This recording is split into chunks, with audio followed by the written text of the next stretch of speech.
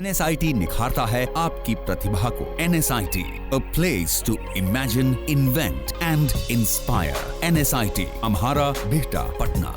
नमस्कार, आप देख रहे हैं सिटी पोस्ट और मैं हूं आपके साथ आशुतोष सिंह। स्वागत है आप सभी का हमारे इस खास प्रोग्राम बिहार टॉप 5 में, जिसमें हम आपके लिए लेकर आए हैं आज की बिहार की 5 बड़ी खबरें। बिहार में एक साथ एनडीए में शामिल हुए जदयू और भाजपा की राहें झारखंड विधानसभा में अलग होंगी। इस बात की पूरी उम्मीद जताई जा रही है कि आने वाले झारखंड विधानसभा चुनाव में जेडीयू बीजेपी से अलग स्वतंत्र चुनाव लड़ेगी। झारखंड विधानसभा की 81 सीटों पर इसी साल चुनाव होने वाले हैं। 9 जून को पटना में जेडीयू की राष्ट्रीय कार्यकारिणी की बैठक में झारखंड जेडीयू इकाई इस बात का सुझाव अपने राष्ट्रीय अध्यक्ष नीतीश कुमार को देगी। झारखंड जेडीयू के अध्यक्ष सलखान मुर्म ने विधानसभा चुनाव स्वतंत्र रूप से लड़ने का प्रपोजल तैयार किया है और इसे वो कार्यकारिणी की बैठक में रखेंगे। पार्टी की राष्ट्रीय कार्यकारिणी की बैठक में इस प्रपोजल पर चर्चा होने की संभावना है और इसका फैसला पार्टी के राष्ट्रीय अध्यक्ष नीतीश कुमार को करना है। बता दें कि अरुणाचल प्रदेश, नागालैंड समेत कई राज्यों में जेडीयू ने भाजपा से अलग होकर स्वतंत्र रूप से चुनाव लड़ा है। इसके साथ ही जदयू नेता भी इस बात को बार बार कहते आ रहे हैं कि हमारा गठबंधन भाजपा से सिर्फ बिहार में है, राष्ट्रीय स्तर पर नहीं। ऐसे में पूरी संभावना है कि बिहार छोड़कर अन्य राज्यों में जदयू भाजपा जनाधार तराशेगा। बात अगर आज की दूसरी बड़ी खबर की करें तो हर मौसम में हर वर्ष मुजफ्फरपुर और इसके आसपास के क्षेत्रों में बच्चों पर कहर बनकर टूटने वाली बीमारी इस साल भी अपना रूप दिखाने लगी है। मौसम की तल्खी और हवा में नमी के कारण एक्यूट इंसेफेलाइटिस सिंड्रोम यानी AES और जापानी इंसेफेलाइटिस JE नामक बीमारी से पिछले 4 दिनों में 7 बच्चों की मौत हो गई है। मुजफ्फरपुर स्वास्थ्य विभाग के एक अधिकारी ने शुक्रवार को बताया कि पिछले 24 घंटों में AES और JE की वजह से 4 बच्चों की मौत हो गई है। वहीं 1 दर्जन नए मरीज भी भर्ती हुए हैं। गुरुवार को श्री कृष्ण मेमोरियल कॉलेज अस्पताल में संदिग्ध AES से पीड़ित 8 बच्चों की ICU में भर्ती करवाई गई थी। इलाज के दौरान ही उनमें से 3 बच्चों की मौत हो गई। मुजफ्फरपुर के सिविल सर्जन SP सिंह ने शुक्रवार को बताया कि पिछले 4 दिनों के अंदर मुजफ्फरपुर में 7 बच्चों की मौत हो गई है। उन्होंने बताया कि अब तक 2 बच्चों की मौत एड्स से होने की पुष्टि हुई है। सिंह ने कहा है कि अन्य बच्चों की मौत के कारणों का पता लगाया जा रहा है। SKMCH के शिशु रोग विशेषज्ञ डॉक्टर CGS सहनी ने बताया कि अब तक बीमार बच्चों का उपचार बीमारी के लक्षणों को देखते हुए किया जा रहा है। उन्होंने कहा है कि AES से ग्रसित बच्चों को पहले तेज बुखार और शरीर में ऐंठन होता है और फिर वो बेहोश हो जाते हैं।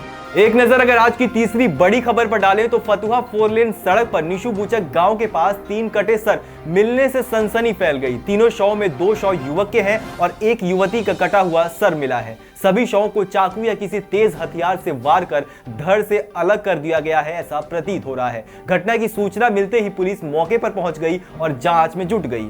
घटना पटना के फतुहा थाना इलाके के NS-30 के निशुबूचक गांव के पास का है। मिली जानकारी के अनुसार तीनों सिरों को काटकर एसिड से जलाया गया है। वहीं एक युवक के शव के गाल पर चाकू से कुरेदकर ANP लिखा हुआ है। सभी कटे हुए सिर में नाक और कान भी काट लिए गए हैं। ऐसे में आशंका व्यक्त की जा रही है कि अज्ञात हत्यारों ने घटना को कहीं और अंजाम दिया है और फिर गर्दन से सिर को काटकर NH के किनारे खेत में फेंक दिया है। पुलिस के अनुसार धड़ का अब तक कोई सुराग नहीं मिल पाया है। पूरे मामले पर पूछे जाने पर स्थानीय पुलिस ने अनुसंधान की बात दोहराते हुए वरीय अधिकारियों का हवाला दिया और इस संबंध में कुछ भी बताने से इनकार कर दिया। हालांकि SSP गरिमा मलिक ने कहा है कि तीनों की हत्या कहीं और की गई है और कटे हुए सिर इस इलाके में फेंक दिए गए हैं। पुलिस पूरे मामले की छानबीन कर रही है और जल्द ही हत्यारों का सुराग मिल पाएगा। आगे बढ़ते हैं आज की चौथी बड़ी खबर की ओर। इस साल भी राज्य में मई और जून के पहले सप्ताह में औसतन कम बारिश हुई है। 33 जिले ऐसे हैं जहां 50 से 100% तक कम बारिश हुई है। इसका सीधा असर धान का बिचड़ा डालने के लिए बीज तैयार करने पर पड़ा है। बड़ी मुश्किल से राज्य में 10% रकबे में बिचड़ा के लिए बीज डाला जा सका है। जाहिर है देर से बिचड़ा तैयार होने पर पैदावार पर इसका सीधा असर पड़ेगा। कृषि वैज्ञानिक भी मानते हैं कि अभी जो हालात हैं, आने वाले समय में स्थिति नहीं सुधरी तो पैदावार में 10% से अधिक का नुकसान हो सकता है। राज्य में सिर्फ 5 जिले ऐसे हैं जहां औसत से ज्यादा बारिश हुई है। इन जिलों में खेती ने रफ्तार पकड़ी है। सूखे के मंडरा रहे खतरे को राज्य सरकार ने भी गंभीरता से लिया है। मुख्यमंत्री नीतीश कुमार ने विभागीय अधिकारियों के साथ सोमवार को बैठक की और उन्होंने अफसरों को एहतियाती कदम उठाने के निर्देश दिए। उधर हालात को देखते हुए कृषि वैज्ञानिक नवीन कुमार सिन्हा ने कहा कि राज्य में बिचड़ा लगाने का काम आर्द्रा नक्षत्र में ज्यादा होता है। रोहिणी नक्षत्र में भी किसान बिचड़ा डालते हैं, लेकिन लंबी अवधि के बिचड़ा डालने का समय अभी है। अब अगर वर्षा नहीं हुई तो नुकसान हो सकता है। चलिए रुक कर लेते हैं आज की पांचवी बड़ी खबर की ओर। पटना जिले के करीब 700 कोचिंग संस्थानों की सुरक्षा व्यवस्था की जांच शुक्रवार से होगी। कोचिंग संस्थान नियमानुसार संचालित हो रहे हैं या नहीं, अधिकारी इसकी भी जांच करेंगे। वैसे तो इसकी जांच एसडीओ और अग्निशामक अधिकारियों को सौंपी गई है, लेकिन इसमें प्रत्येक अनुमंडल में से कार्यपालक दंडाधिकारियों को भी तैनात किया गया है। अगले एक सप्ताह में कोचिंग संस्थानों की रिपोर्ट अधिकारियों को डीएम को सौंपनी होगी।